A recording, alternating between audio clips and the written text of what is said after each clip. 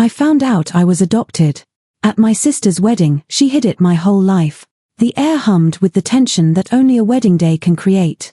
My sister Riley was a vision in white lace, her smile illuminating the July heat radiating through the stained glass windows of St. Jude's Chapel.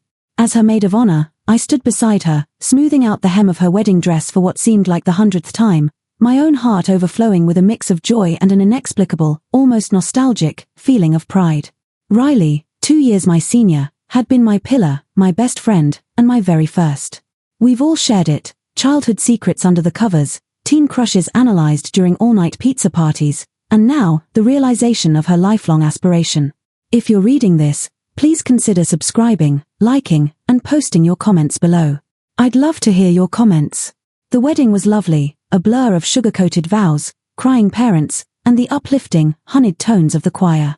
Then came the reception at the historic Miller estate, a symphony of clinking glasses, laughter, and the energetic thump of the live band.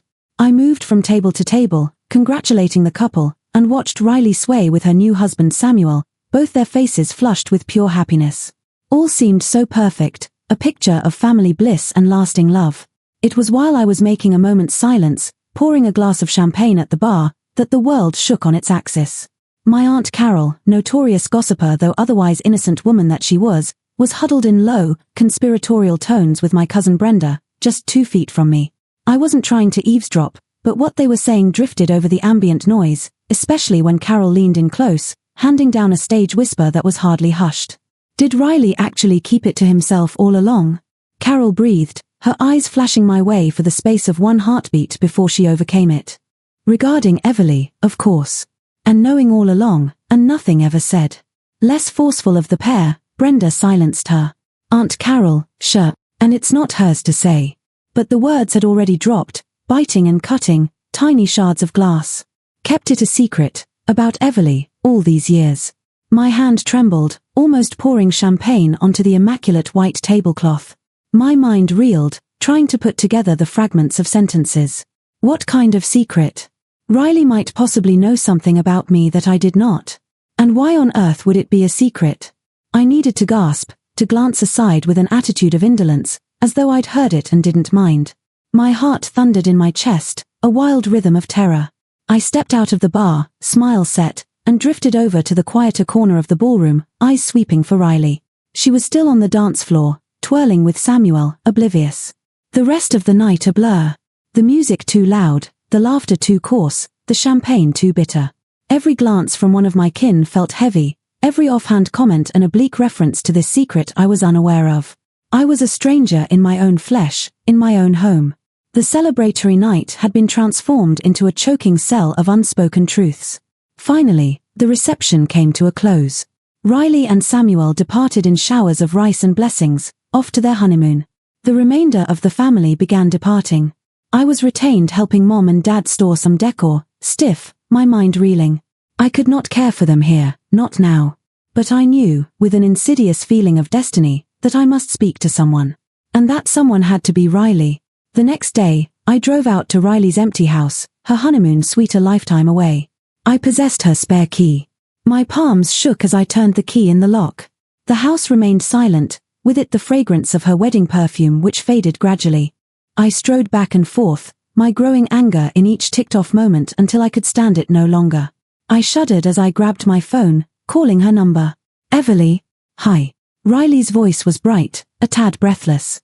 We've just pulled up. Samuel's getting our bags. How's home? Riley, I cut in, my voice taut, barely even mine. We have to talk. Now. Silence at the other end of the phone, a quiver in her voice. Everly, something's wrong. You sound upset. Miserable doesn't even come close to what I am, I yelled, my voice escalating even as I fought to keep it down. Aunt Carol. Last night. She was talking about a secret. About me. And how you know it. What is she saying, Em? Another stop, this one longer. I heard her heart dropping, happiness of her wedding day dissipating. Everly. I don't know what you're talking about. Her voice trembled, lying. Don't lie to me, Riley. I almost bellowed, tightly held facade crumbling. Don't you dare lie to me. What secret? What did you know? What did Aunt Carol mean when she said you'd always known? A strangled sob ripped from her mouth. Everly, for goodness sake. I can't, on the phone. Not like this. Then call me when you get back, I yelled out, my own throat torn ragged with a hurt I had never experienced. If you lie to me, Riley, I don't know how I'll ever be able to forgive you. I slammed the phone down, my own hand trembling. The silence in the house was oppressive and thick, weighed down by emptiness. The passing days were a blur of sorrow. I drifted through them, yet within my head a storm of distrust, suspicion, and fury at betrayal. Every memory of my childhood, every joke we'd ever exchanged as children, every squeeze of reassurance from my parents, was now marred by the bitter shadow of falsehood. And then, a week later, Samuel and Riley returned. I went to see her at home, alone. She was pale, the red-rimmed eyes around tears, the glow of a newlywed bride transformed into haunted exhaustion turned to ash. She did not even go through the gestures of making a gentle welcome or an apology. She merely sat me down on her living room couch, breathed deeply, and began to speak. Everly, she started, her voice so low that it was almost a whisper, what Aunt Carol told, is true. You're adopted. The words hovered in the air, shadowy and definitive. Even though I'd suspected, to have it said out loud was like a blow to the stomach. My breath faltered. What? It was pathetic, a stunned yelp. Mommy and Daddy, they adopted you when you were a baby, she continued, her eyes squinted, her gaze fixed on her fists that were clutched hard in her lap. They couldn't have more children after me. They so desperately wanted another baby, and then when you arrived, they fell in love at first sight. They never wanted you to feel different, or less than. They wanted you to feel completely, absolutely theirs. And you knew. I had at last, anger boiling up, furious and hot with rage. You knew the whole time, my whole life. And you never said anything to me. She did look up, her eyes pleading. They told me when I was 8. They sat me down and told me. They promised you, Everly. They said it was for your own good, that it was something you couldn't tell anyone, and that they would tell you when the time was right. They said you were too young to tell you, then too sick, then they were afraid it would shatter you. Every year, it just got harder to tell you. But you knew. I bellowed, the betrayal a tang on my lips. My sister, my best friend. How could you keep something like that from me? How could you make me live a lie? Her eyes filled with tears. It murdered me, Everly. Every time you told me how much we were alike, or how much alike we were in our body language, or when you remarked on our family history, it was a turn of the knife in my stomach. I had to remind you so many times. But I promised them. And I could see how much they adored you, how scared they were of losing you if they found out. I was just a kid when they told me. What could I do? Her apology, as sincere as it was with true regret, fell far short of assuaging the raw pain in my heart. The anger was too intense, the sense of stolen identity too intense. You should have trusted me, I growled back, my own voice cold and detached. You should have been truthful with me. We're sisters, Riley. Or so I thought anyway. I stood up, unable to sit through the choking knot of her lie. I have to see Mom and Dad. Everly, no, don't hurt them, Riley pleaded, holding out a hand. They love you above everything in the world. I dodged her hand, from outside her house, the stillness of the street a bitter contrast to the storm raging inside me. I drove home to my parents. The cozy suburban home, that refuge, now stretched out before me as the backdrop to a lifetime drama, and I was the sole unwitting participant. I found Mom in the kitchen, humming quietly as she watered her herbs. Dad sat back in his armchair, reading the newspaper. The picture of domestic tranquility. We have to talk, I declared, my voice level, unemotional. They were shocked to have me suddenly materialize and the tone I used. Mom put her hand over her chest. Everly, baby, what's wrong? I know, I said, glancing at Dad, then Mom. I know I'm adopted. Riley told me. Color had faded from Mom's face. Dad's paper dropped from his lap, soaring onto the floor. There was a shocked stillness, broken only by the tick of the grandfather clock down the hall. Everly, Dad began, his words thick with emotion. Why? I asked, the single word weighed down by years of unvoiced what-ifs, of living on broken assumptions. Why did you never tell me? My whole life. You led me to believe that I was biologically yours. You let Riley get away with that from me. Mom started to cry, unspoken tears etching rivers down her cheeks. Dad slowly rose from his seat and walked over to me, arms open. We wanted to, baby. So many times. But never the right moment. You were so little, so innocent. We didn't want to confuse you, or make you believe that you weren't truly ours. You are truly ours, Everly. From the moment we saw you, you were our daughter. But I'm not, I said, my voice trembling. Not really. You're not my biological parents. Riley isn't my biological sister. All the things I thought about myself, my family, are a falsehood. It's not a falsehood, Everly, Mom fought to say, wiping away the tears. It's love. We adopted you. We decided to be your parents. That's stronger than blood. I nodded my head and at last I wept, my eyes blurring. I need to know. Everything. What are my biological parents? Why did I get adopted out? Do I have any other siblings? I need to know. They sat me down and explained it to me, slowly, agonizingly, about how I was created.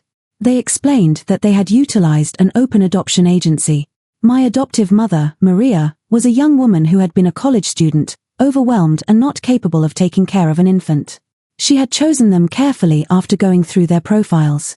She had wished for me to have a good life, stable home, and loving parents. They had corresponded with her in the first few years, but then, through mutual agreement, the communication had lapsed as I came of age and the lines between my adoptive family and my birth family became less distinct. They did maintain a file, they told me, with some non-identifying data, and some correspondence. The report was thin, but each sheet of paper felt like a fossil, a record of something I never even realized I possessed. Maria was a talented artist, they said. My birth father was somebody, or at least nobody in the records. There was a brief history of Maria's family, some medical notes about her. It was a skeleton, not an entire drawing. My initial reaction was a knapsack packed with conflicting emotions, anger, bewilderment, loss, and a sizable loss of history that I never realized that I had. My parents and I remained mute. Our words were walking on eggs. Riley was worse off. The previously so strong relationship between us siblings was now fractured, riddled with unspoken resentments. I felt lost, alone. I knew I needed to find my birth family, not to become a substitute for the adoptive family, but to learn something about myself. Who was I, then? What traits did I inherit? What was the health history that I should be aware of? My most useful tool was the internet. I started out with the adoption center, but they could only provide me with limited information without the permission of my birth mother. Next, I had sent away for a consumer-to-direct DNA test. It was a gamble, but it was something tangible. I got the kit, sent in the sample, and waited. Waiting for 2 weeks was forever. Every ding on my email, every ping on my phone, had me leaping with adrenaline. When the email finally arrived, the subject line read, "Your DNA results are ready." I trembled so vigorously that I almost dropped my phone. I opened the link, my heart racing. My ethnicity composition was the first thing that registered on me: Irish, German, and a lot more Eastern European than I would have guessed. And then, the DNA relatives section. My eyes read down the list, my breath caught in my throat. First cousin, Maria Rodriguez. The name of my birth mother. A common name, but one well suited to the ethnicity. I went to her page. No photograph, but a message choice. I typed out a slow, hesitant message, explaining who I was, outlining my adoption, and inquiring if she would be Maria Rodriguez, my birth mother. I sent it and sat in front of the screen, my heart a wild bird pounding inside me. Hours became a day, then 2. Doubt crept in. What if it wasn't her? What if she did not want to be discovered? What if she did not want me? And then, a ping. Maria Rodriguez has messaged you. My fingers rushed across the screen, opening the message. It was short, but profound. I think you may be my daughter. Please, call me. She had left a phone number. My hands trembled too hard to dial. I took a breath, and another, and attempted to relax. This was it. The moment I had waited all this time for. I dialed. There was a soft, hesitant voice on the other end of the line. Hello, Maria. I whispered, my voice shaking. This is Everly. I think I'm your daughter. She'd been silent for so long, then a gag of sobs. Everly. My God. I've thought of you every day. 25 years. I talked to her for hours on the first call. She'd explained what had occurred, the reason behind my birth, the difficult decision she'd made. She'd been poor and young and felt she couldn't provide for me what I needed. She always wanted me to meet her but never wanted to upset the life my adoptive parents gave me. She was an artist, my parents informed me, a painter who lived in Santa Fe, New Mexico. She was married, and she and her husband had 2 other kids, a teenage son named Mateo and a teenage daughter named Sofia, whom I now had for brothers and sisters. The idea was overwhelming, exhilarating, and terrifying. We would meet one another in a few weeks' time. I traveled to Santa Fe with butterflies in my stomach. Maria fetched me from the airport, her face nervous energy and too much love. She had so much of my face, eyes, nose, little dimple when she smiled. It was like looking into a mirror, but a mirror looking back at a stranger. The reunion was awkward, beautiful, and tearful all at once. We hugged for what felt like a long time, the hug weird and somehow completely comfortable. I met Mateo and Sofia, nervous but welcoming children. They had heard of my existence, their half-sister, years before and were curious and open. I spent a week in Santa Fe, learning about them. I found Maria's work, her struggle, her triumphs. I saw myself in her studio as an artist. I talked for hours with Mateo and Sofia, common tastes and habits, this strange sense of belonging. I found my biological father, a brief, consuming college fling that had not lasted. He was not there, and Maria had no idea where he was. I was disappointed, but I remained fixated on the family I had uncovered. Returning home proved harder than I ever could have imagined. My heart was overflowing with new loyalties, but carrying the weight of having to navigate my 2 families. I knew that I had to mend bridges burned with my adoptive parents and Riley. I started with Riley. I went back to her house, only this time my heart wasn't so mad. "I'm sorry, Riles," I told her, sobbing. I was so angry, and I just flipped out. "I know it wasn't right of me to do that to you.